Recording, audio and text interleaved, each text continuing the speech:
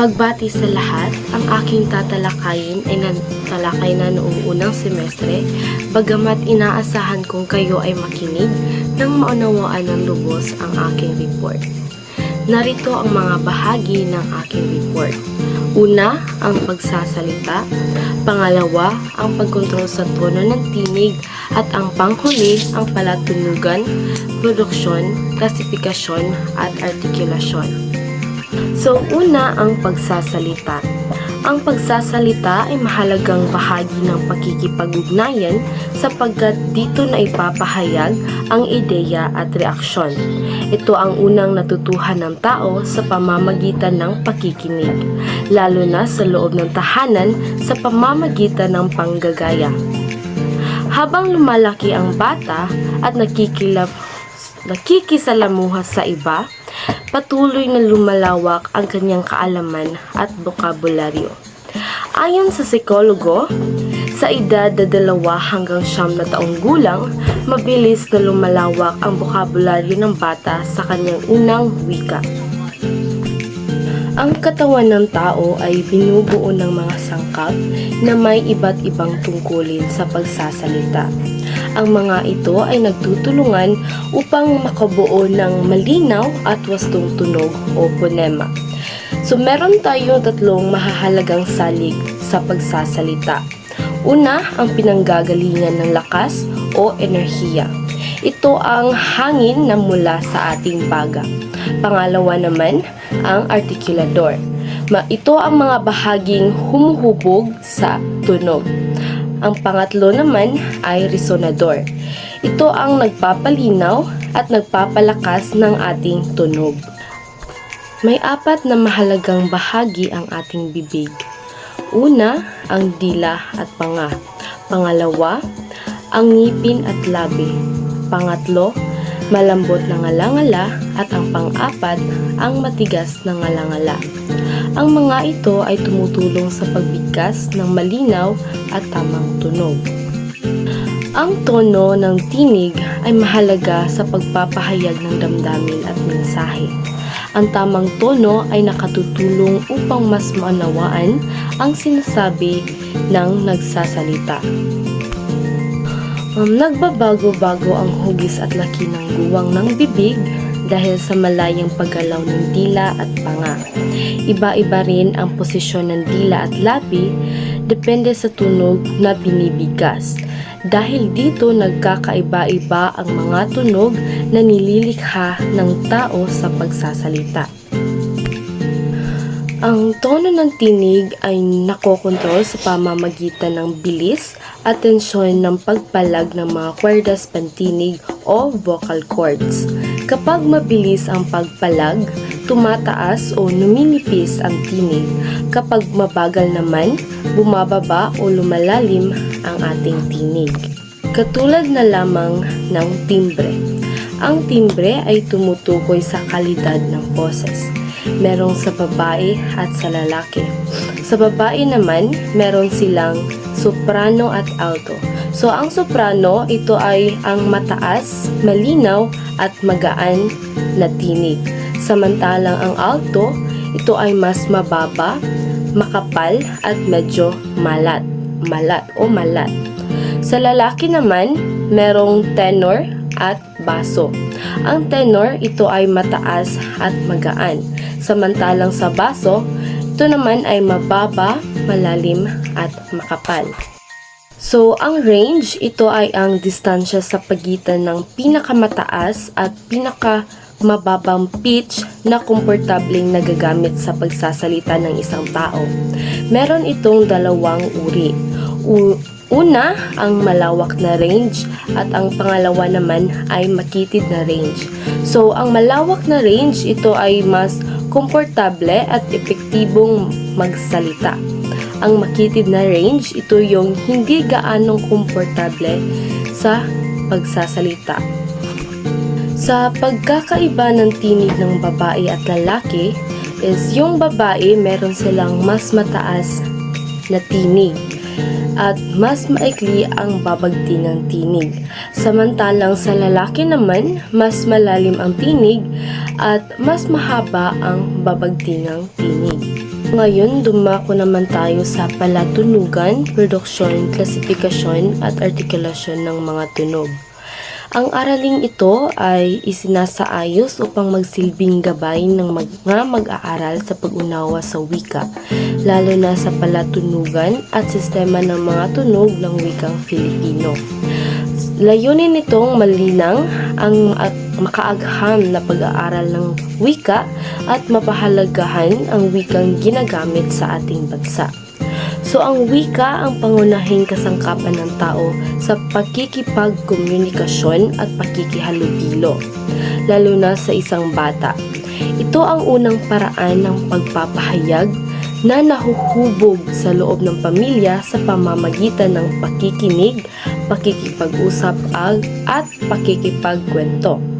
Sa pamamagitan ng pakikinig at pagkatuto, nabubuo ang sistemang phonological ng bata batay sa kanyang katutubong wika o mother tongue. Dahil dito, ang paraan ng pagbigkas at paggamit ng wika ay naaayon sa kanyang kinalakihan. Mahalaga ang pag-aaral ng palatunugan upang mas maunawaan hindi lamang ang wikang Filipino, kundi pati na rin ang iba't ibang wikang ginagamit ng mga Pilipino. So, ang mga tao ay may kakayahang lumikha ng makahulugang tunog na tinatawag nating phonema, na mahalagang bahagi ng pag-aaral ng linguistika.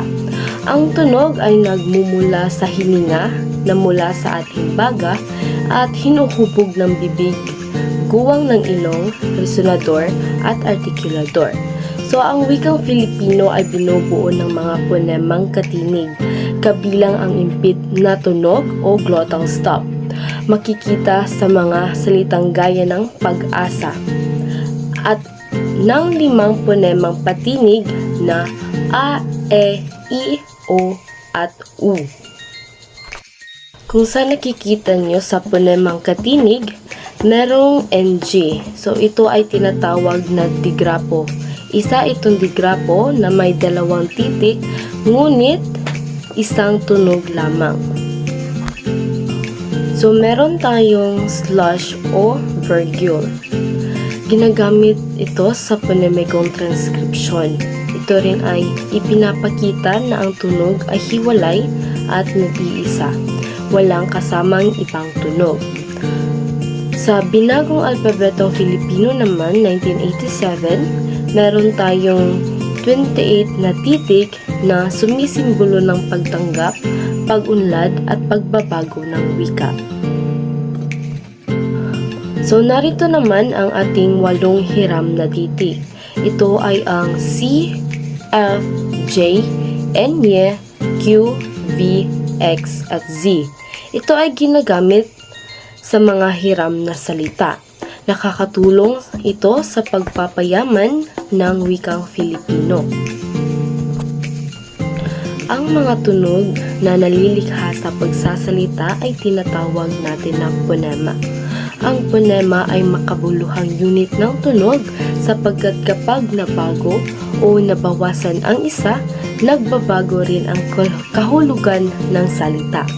Halimbawa na lamang nito ay ang salitang balat na may 5 phonema. Kapag inalis ang isang tunog, nagiging bala na may ibang kahulugan na. So sa kabuuan, ang wikang Filipino ay may 21 na pangunahing phonema na binubuo ng mga ponemang katinig at patinig. Ang mga ponemang ito ay isinusulat sa pagitan ng 2 pahilis na guhit o slash upang ipakita na ang tinutukoy ay tunog at hindi titik. Mapapansin din natin ang nong or ng na bagamat 2 titik ay nagiging isang tunog lamang kapag binigkas. Ang makaagham na pag-aaral ng mga tunog ng wika ay tinatawag na phonolohiya o palatunugan. Ngayon naman ay dumako tayo sa produksyon ng mga tunog. Ang pagsasalita ay nagsisimula sa utak, saka pinoproseso ng baga na nagsusupply ng hangin. Ang hangin naman ay dumaraan sa trakeya at babagtingang tinig patungo sa bibig at guwang ng ilong upang makalikha ng tunog. Ayon kina Alfonso at Yanko, may tatlong salik ang produksyon ng tunog. Una, ang pinanggagalingan ng enerhiya o hangin. Ikalawa, ang artikulador na humuhubog ng tunog. At ikatlo, ang resonador na nagpapalinaw ng tinig. Sa mekanismo ng produksyon ng tunog, mahalaga ang mga sumusunod. Ang baga bilang source ng hangin, ang larynx o Adam's apple na pinanggagalingan ng tunog, at ang vocal cord na kumokontrol sa daloy ng hangin. Samantala, ang mga filter ng tunog ay ang pharynx, oral cavity at nasal cavity na tumutulong sa pagbabago at paglinaw ng tunog. Pagdating naman sa uri ng tunog, mayroon tayong mga katinig, patinig at malapatinig o glide. Ngayon ay dumako naman tayo sa klasifikasyon ng mga tunog o segment. Una, ang mga katinig o voice. Ito ay may bahagyang o ganap na pagsasara o pakipot sa vocal tract.